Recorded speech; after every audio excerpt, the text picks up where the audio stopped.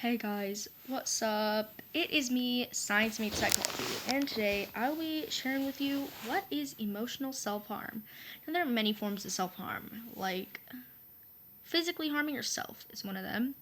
And I'm not going to share the forms of it, but there's this thing called physically harming yourself, and there is also emotionally harming yourself. Now, there is a lot of stigma for emotional self-harm because people pity the people who do it physically, but some people do it emotionally. And whether you're realizing you're doing it or not, here are 10 forms of 10 forms of emotional self-harm. Let's get on to the first one. So, first form of emotional self-harm is isolating yourself. Now, some people isolate themselves for different reasons. Some people might think that it's because they don't want to burden other people. Others may just feel alone, so they want to be alone. And we all need our alone time, but sometimes if you have too much alone time, it could be very depressing, and you could feel very depressed at the end.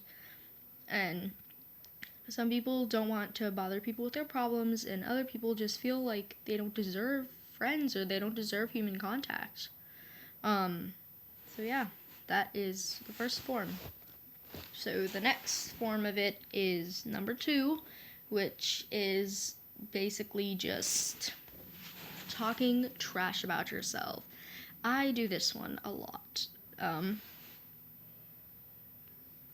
But some people will talk trash about themselves and just call themselves mean things and insult themselves and self-deprecate.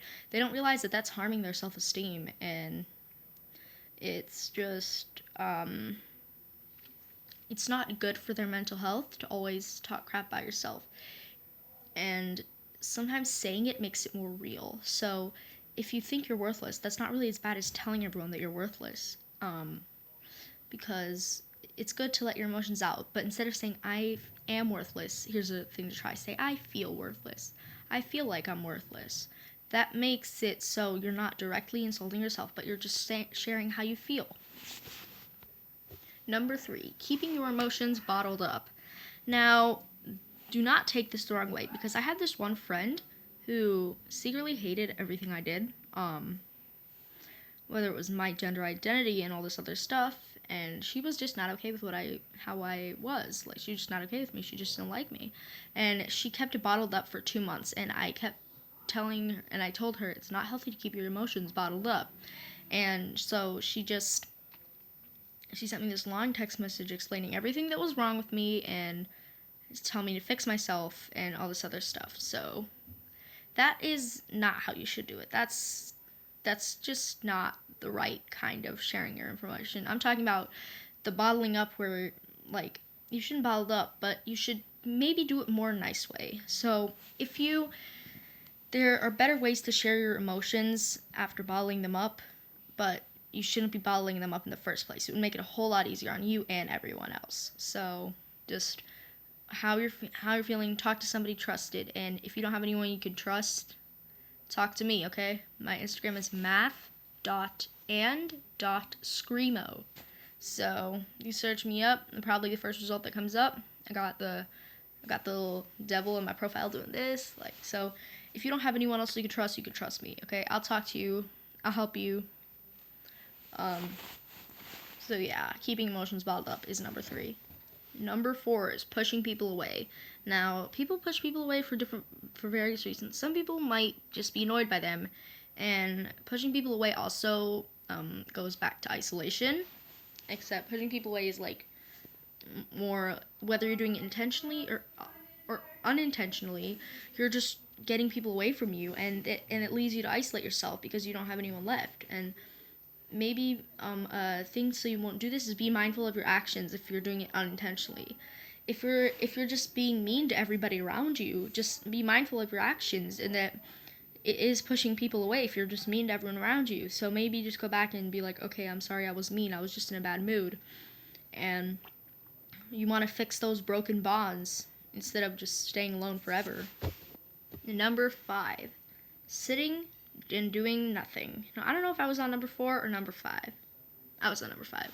just sitting and doing nothing is actually very bad for you, because it's all nice to have our chill, calm, relaxed times, but just sitting in bed all day or like half of the day, that's not going to get you anywhere. So like you just, because then you feel worthless for not being productive, and it's just the cycle repeats itself. So what you'd want to do to help this one is, if you're bored or something, find something to do, find something productive to do, because if you don't do something productive, then you're eventually going to feel worthless, and the point of it is to eliminate that feeling of worthlessness. So you got to do something, and even if you can't do it, if you're physically incapable, just do something with your day. Talk to somebody. It doesn't always have to be physical hands-on things. Just do something that you would benefit from and other people might benefit from too. Number 6 is staying in toxic relationships. Now, some people have reasons that they cannot leave, and some people just feel like they deserve it, and they feel like it's what's best for them. They feel like the person is right. Well, if you're in a toxic relationship, if you have any of the signs, just, you can look up the signs, just do not stay. Unless they're physically threatening your life, then you could just, there are other ways around it, but do not stay just because you think they know best, because they do not know best, and it's hurting you at the end. And even if you know it's going to hurt you, well, then don't stay. If you know it's going to hurt you, then don't stay. Number 7, which is making suicide jokes. Now, a lot of people would not understand why this is even on the list, because sometimes suicide jokes can be funny, but if you actually feel that way, then it goes back to pushing people away, and some people just don't want to hear suicide jokes. And then they just get pushed away, and at the end you get isolated. So it's just pushing more people away by telling these jokes. And self-deprecating jokes also do that too. Like, I know from experience, and I still kind of do it. Help me.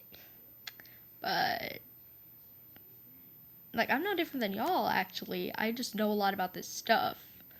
So just try not to make these jokes, especially suicide jokes. They're not funny. This next one, number 8, constantly being negative. Okay, I do this too. Do as I say, not as I do. Okay. Constantly being negative is just, people are going to think you're bringing the mood down, because that's what happened with my friend, because I'm just a negative person, and I always insult myself. And from experience, I know this, because it pushes people away, and it brings people down, and at the end, even if you unintentionally were being too negative and brought down the mood, made somebody quote quote depressed, here's the thing, you cannot give other people depression unless you like bully them or hurt them, but just by being depressed, people around you don't become depressed. Like, that's not how it works. If they're telling you that, then they're trying to guilt trip you. So don't listen to them when they say, you made me depressed, or you're so depressing. People can be depressing at times, but depressing is not really a personality trait. It shouldn't be. And because it makes people who are actually depressed feel worthless. So just people being dicks to you, just fuck them, they suck. You don't deserve them. You deserve much better. And also, being negative is not really going to help you in the long run either. I know I'm not going to tell you to just be positive, because I know it does not work that way, and I know from experience. So, but I'm just letting you know that if you look on the negative constantly, it's going to bring you down, and you're bringing yourself down. Number 9 is a big one. Purposefully triggering yourself because you think you deserve it, or because you feel like shit and you're purposely triggering yourself. I've done this a few times. Pretty sure a lot of people have, where they looked up a hashtag, say their trigger is eating disorders, because they've had an eating disorder, say that. And then they look up on Instagram, hashtag eating disorder, and hashtag Finspiration, and then they see people with eating disorders, and they feel like they're getting triggered, and it's pulling them back in. Do not do that. That's one of the worst types of emotional self-harm you can ever do to yourself. If you trigger yourself purposely, it can end in very dangerous consequences, and just don't do it, okay? Do not. Take my word for it, okay? Don't.